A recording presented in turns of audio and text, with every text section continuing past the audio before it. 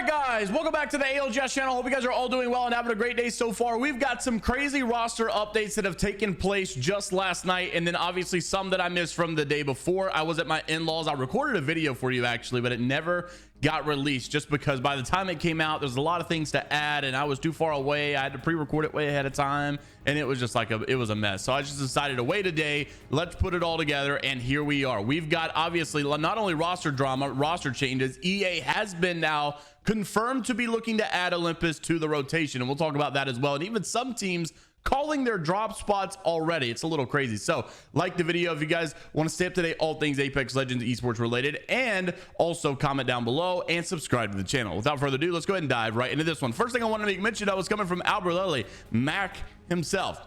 They basically are already calling out for Olympus drop spots. He says, just want to be super early on this so that we can get things rolling in the event that Olympus does come to year 4 ALGS.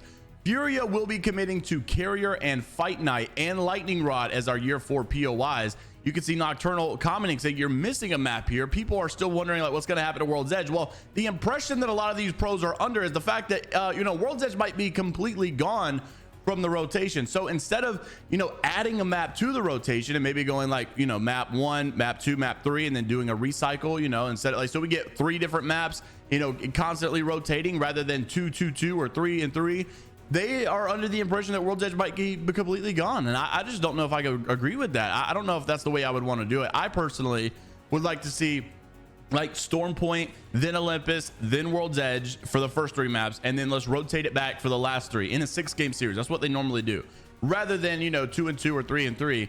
But you know, honestly, I don't even know if Olympus is ready. So we did hear from other people that, you know, it seems like they are definitely trying to move this way. EA actually confirmed, apparently, according to esports.gg, that in this stream with Albert, they were asked to play Olympus for scrim. So yeah, they are definitely interested in adding a new map. It wasn't that, you know, it was just the talk of the town. EA apparently asked these pro players to perform some scrims and get feedback. So Tom Bull had wrote on esports.gg that there has been a lot of concern with this too. It has been confirmed that EA are considering adding Olympus to the next season of ALGS. The news was confirmed by Furia player Albert, who revealed that EA had asked them to scrim and host these games on Olympus for the feedback. It has been a long time since a map change has taken place in ALGS. Storm Point was added in a year 2 rotation, and no new map has been used ever since. There has been an incredibly mixed reaction amongst players about Olympus. However, you know, EA also has to balance keeping the game fresh for viewers, and I don't disagree with that. I think obviously a map change could be a very good route to do so. I think it could be a good way to do so, and I'm not blaming them at all. But this is where things got a little weird. We also saw PvP say that he says Broken Moon is better than Olympus for ALGS. Now, the problem with both of these maps is either way you go, there has to be changes, right? You know, you have to embrace the fact that if they're going to bring a new map, it can't be the way that it currently is. Tech had also said, look, it's time to accept Olympus, and instead of complaining about it, what are some things that we could fix? Now, after all of this stuff had happened, we even got Imperial Hal's decision, or even his opinion on what it would be like for Olympus to come into the ALGS and what he thinks about EA making this decision as well. Roll the clip.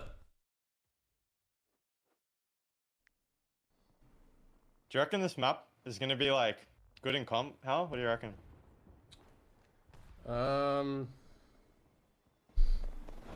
I feel like I don't know. It's not gonna be as good as Stormpoint World's Edge, that's for sure. But yeah, I also think like there's gonna be a bigger even POI diff. Like if you have a bad POI, you're just gonna get fucked on. Yeah, you're not wrong. Crazy. Like it's gonna be. Do you reckon this map's still know. better than Kings Canyon? Yeah, I don't know. I think the only problem with KC is the POI. Like some POIs are really bad. Like Cage is really bad. Like Market is really bad. Yeah, the POIs are really unbalanced. Because I feel like that's the only issue with King's Cannon. But I actually think old World's Edge actually could be fun to play him. Yeah, but I doubt they'd do that. I just hate Kings Canyon. Imagine they just did like current World's Edge, old World's Edge, and Stormpoint. Bro, you remember when people used to sit up on the fucking needles, dude? Like when it was like zones near the choke, dude, and you just get held out and you can't push them? Yeah. That was the most fucked thing ever. It's a way different game now, though. You can like bang smoke them and shit. Like, Yeah, that's Huge true. game. Actually, that's a really good point. And the reason people said Broken Moon was worse than Olympus, I think, is because the amount of POIs and stuff. And that's been the biggest complaint overall, is that there's not enough good POIs for each team. So I think that honestly, Broken Moon needs to get rid of the zip rails. They need a POI buff, and then Olympus needs probably to get rid of tridents, maybe get rid of balloons, maybe some loot buffs as well. Just in general, there's a lot of problems with a lot of them, but I would like to see a new map. I'm not against it. I'm not like a nostalgic freak that doesn't want to see change. I would like to see change. Just they got a lot of work to do before that takes place. Now into rostermania E6. Now what's weird is I've covered this probably 3 different times, but like every single time I record it, the video doesn't go up, and so we changed the script a little bit. So I think this is the first time I'm reporting this. If not, then just forgive me. So E6 has announced Slab as their new player. We talked about Slab obviously leaving Go Next, and within a couple of minutes he had already signed a contract with E6, but I can't confirm that didn't just happen by coincidence, right? That wasn't just, oh my gosh, he got an offer so quick. I do know some other teams he was trying to trial for, or he was trying to get some negotiations with, but he did land himself on E6. So it's going to be interesting to see that longtime duo, K-Swinny and Slayers, obviously good friends, not competing on the same team anymore, and introducing Slab. Also need to mention the 100 Thieves roster change. It is official now. We did expect this for quite some time after bottoming it out at ALGS Champs Year 3. Amu did post earlier today that he is looking for a team for Year 4. Now it's unclear as far as like what's Scurry going to do, what's Vax going to do. We haven't heard from them quite yet, but we do anticipate this roster to fully disband. And we still also don't know if the dojo is going to be taking the place of 100 Thieves. Now, we will be asking these questions with the dojo tonight in an interview that will be posted either tomorrow or the day following. So make sure to stay tuned. But as of now, as it sits, it looks more likely that either 100 Thieves is going to exit the scene, as some did anticipate, or 100 Thieves just simply is going to be changing their roster over. I couldn't imagine that they signed someone else other than the dojo, but of course, we're just going to have to wait and see. So stay tuned. Now, here's where the news gets crazy, man. I just don't understand. And I still can't understand right now at the time of writing this. It just doesn't make sense at all. OpTic Gaming, this was coming from my Twitter page last night. OpTic Gaming dropped their coach after finishing second at ALGS Champs. Not only that, they broke the record for the most points scored in a Champs Land Finals ever. Now, obviously, there's only been 2. I mean, year 1 was a little bit different, but Furia had a crazy break where they were literally, I think they scored like 15 points or so more than the person that won the tournament, right? Like the points were crazy. Furia was going insane. OpTic Gaming was no different. They were scoring so many points. They were doing so good. Just unfortunate the way that the match point system works is that it wasn't working in their favor. What's also kind of weird about the match point I thought about is, every team pretty much does equal. But the fact that OpTic did their good games at the beginning of the rotation versus the end makes them losers rather than winners. Unlike TSM, TSM had a good last 3 games. OpTic had a first good 3 games, or 4 games even. So it's just weird how, if you do good at the end, you win. But if you do good at the beginning, you don't win. So interested though that they actually dropped their coach after doing that good. That's what's so weird. You look back, and I've actually developed this. I wrote this down yesterday.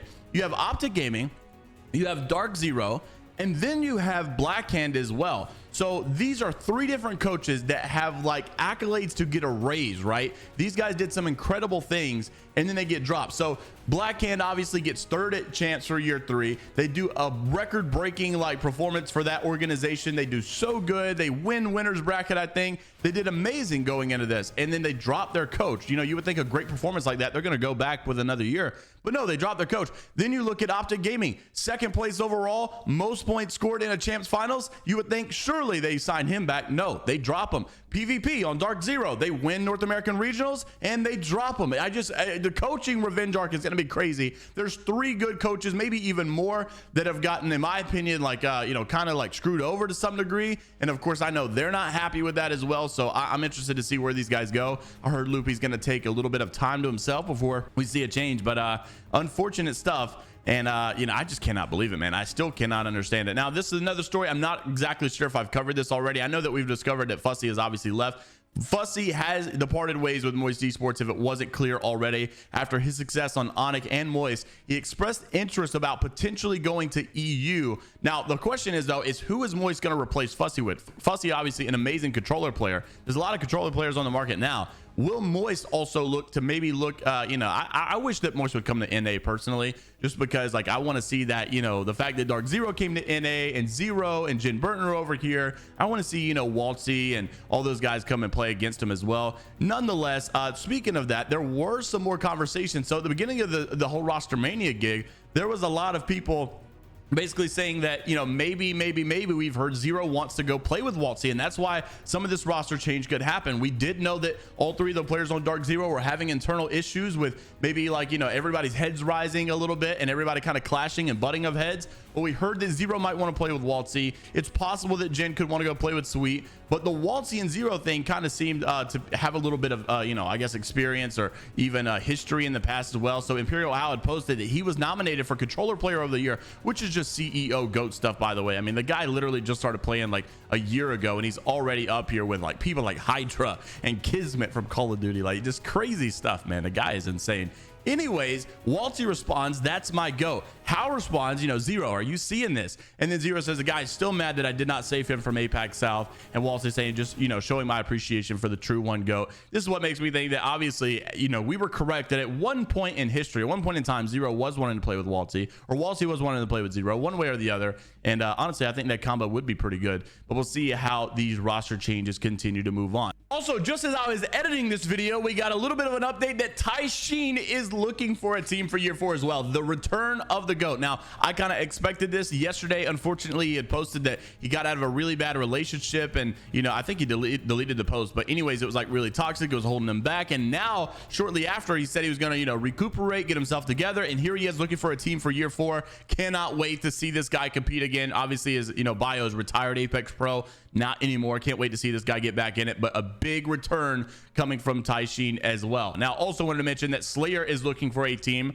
for year 4 of Pro League as well. Just to wrap the video up, not only is he looking for a team for Pro League, Sweet was also playing with him yesterday, trying out Slayer for ALGS. He says every time he dies, he loses 1% chance of starting on a team with him, and he's starting out at 0. So poor Slayer was just getting bullied all stream. I think at the very end, he got his lunch money taken his way from Sweet as well in the 1v1. So interested stuff to see. Obviously, a lot of roster changes going on, a lot of updates, a lot of coaching drama is the big one. What is going to happen with these coaches, man? Like these guys, honestly, I'm just looking for by the way, just to be clear, OpTic Gaming is a little bit more of a drop. I know some people were reading the message that he put, the source about him basically not being able to come to an agreement. Right here, as of today, I'm no longer working with OpTic. No bad blood. My contract ended. Renegotiation did not go as hoped. He did confirm that it was not money related. Okay, so we actually know, and I can say that, well, there's contingencies behind these contracts. There's a little bit different than just money. There's other things going on. And the way that this happened, the way that he worded it, it's not money related. It is actually a drop more so than a let go because of renegotiations, right? You could tell that the OpTic really wasn't like trying their hardest to keep him. That's the best way to put it. OpTic was not trying to keep him. They were just saying they would keep him if things worked out to their favor. And of course, they had other plans in mind. Unfortunate stuff, man. Just all together, not happy with how all of that played out. But interested to see where you guys think that these good coaches could land, and what other changes are you looking for to happen pretty soon. Make sure to like the video and subscribe to the channel if you guys want to stay up to date all things Apex Legends esports related. And until the next time, I will see you all later, Gators. Crap, I freaking missed it. There it goes.